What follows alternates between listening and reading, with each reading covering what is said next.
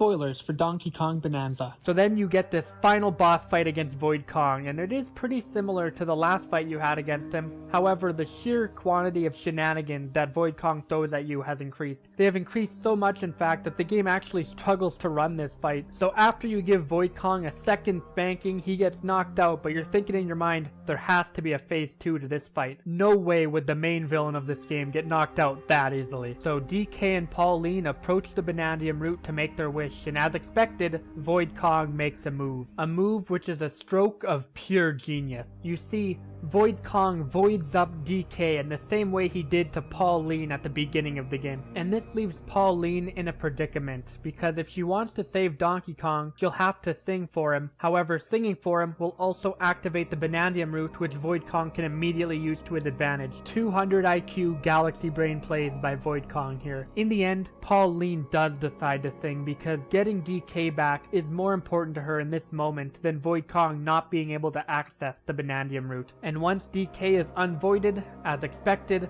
Void Kong charges directly to the Banandium route. Although, through all of Void Kong's cunning and work he put in the entire game, there is one thing he failed to consider, and that is that the Banandium route here in the Forbidden Layer isn't actually the Banandium route. So as Void Kong jumps into what he believes is the Banandium route to get his wishes of greed and riches, it turns out that the Banandium route was actually fucking King K. Rool, who ends up punching him into orbit. Like, no, seriously, he punches him into orbit. Void Kong is never seen again for the rest of the game after this. Like, King K. Rool seriously just went game!